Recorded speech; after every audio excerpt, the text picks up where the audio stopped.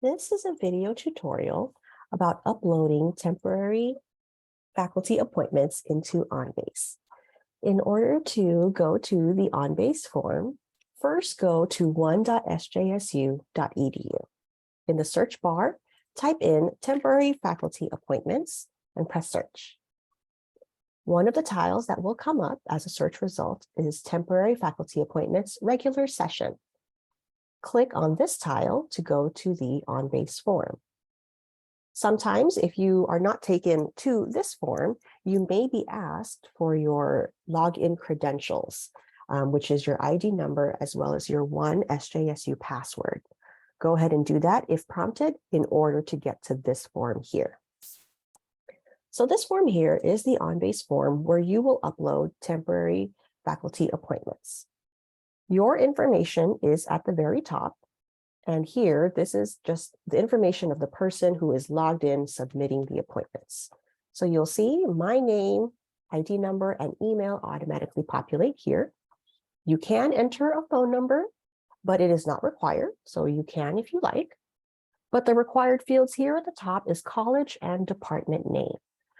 Choose from the drop-down menus the college and department that you belong to. And for demonstration purposes, I will go ahead and choose athletics and athletic cheerleading.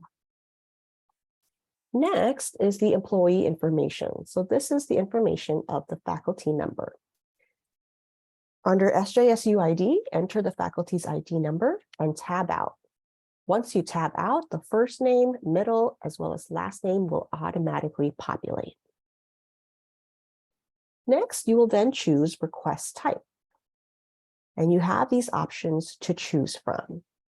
When you select one of these options, the bottom information here will change. So if I am selecting new hire, you'll see I only have a few forms that are required to upload versus department reappointment, they have other items to upload. So please choose the correct request type according to the faculty that you are hiring. Here you have new hire, person has never worked on campus before. Rehire, more than 12 months break in service. This person used to work, however, has had a break of 12 months or more. Rehire, less than 12 months break in service. This person used to work, but now has not been hired for 12 months or less. Active concurrent, new to department.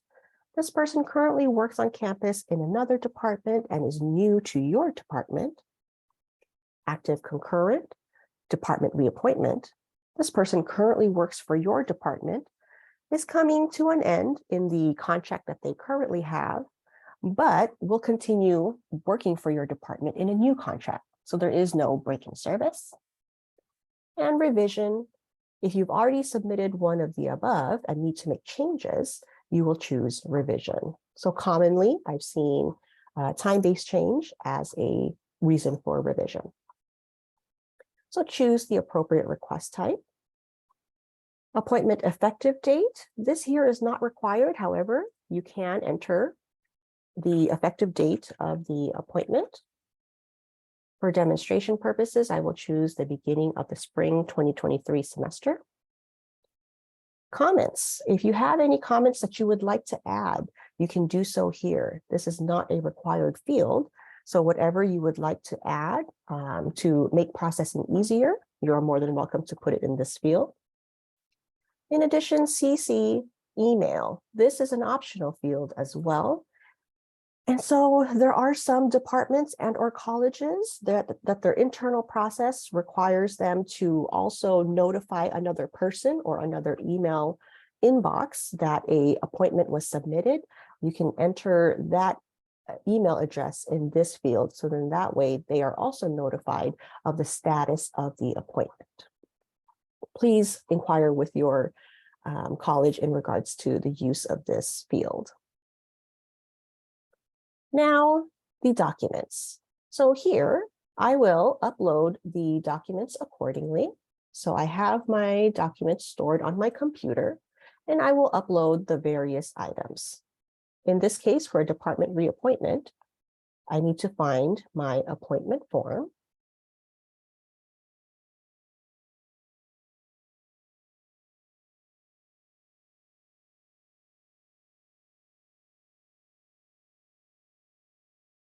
And when I open this up, you can see that this is my appointment form.